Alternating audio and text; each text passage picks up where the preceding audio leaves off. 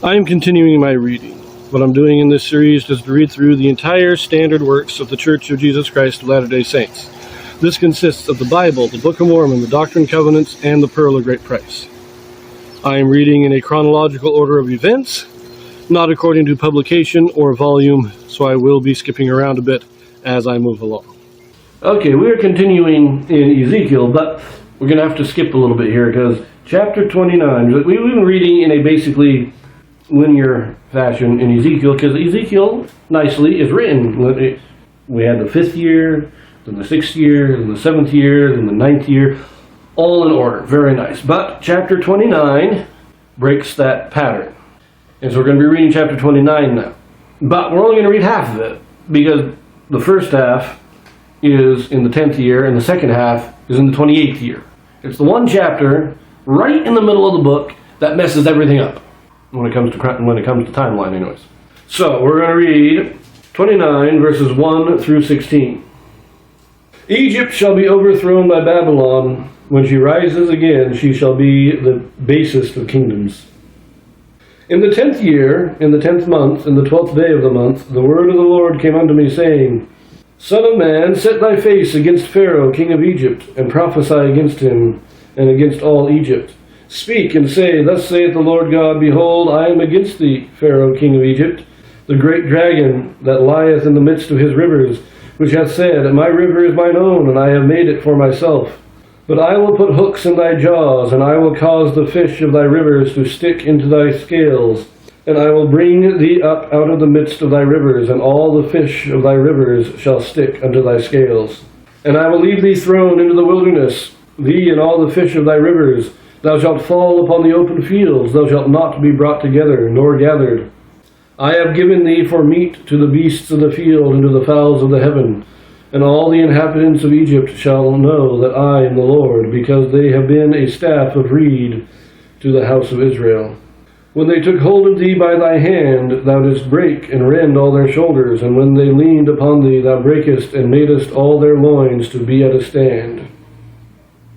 Where it says, leave thee thrown onto the wilderness, it's cast thee aside, cast it off. And where it says, be at a stand, that's come to a standstill.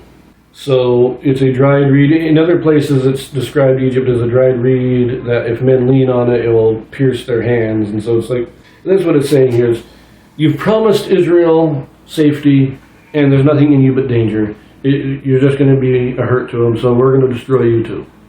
Now, the comparison of Egypt to a dragon, this is talking about a dragon that lieth in the midst of his rivers.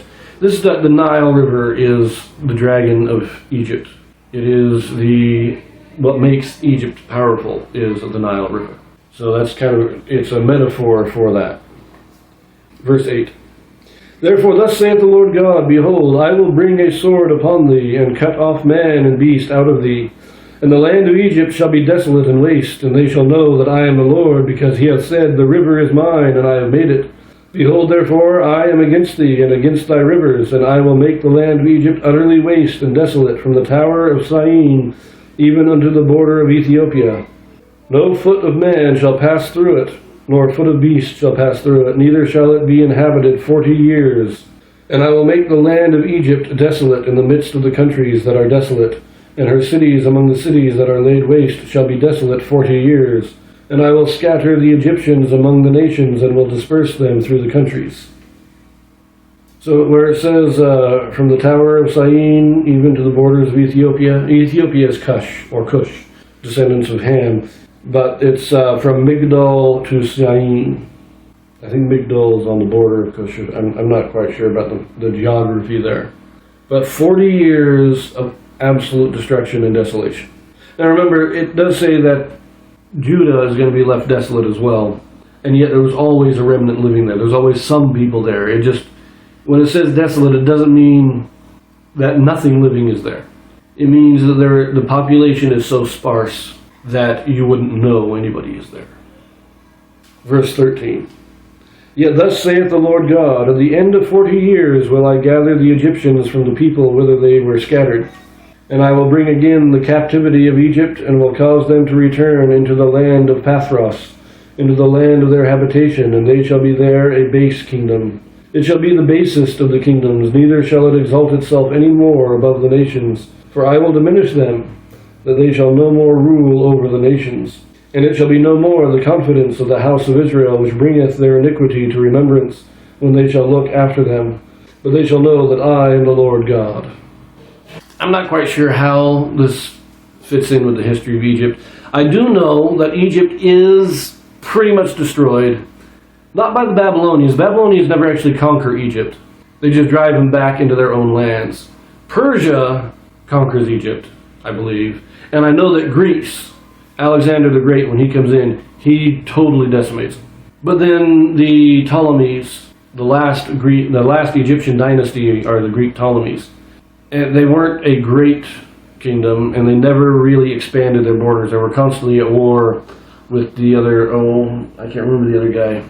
But the Seleucids. The Seleucids were the Syrian kingdom of Greece after Alexander. And the Seleucids and the Ptolemies were constantly at war with Israel as their border. They were constantly fighting over it.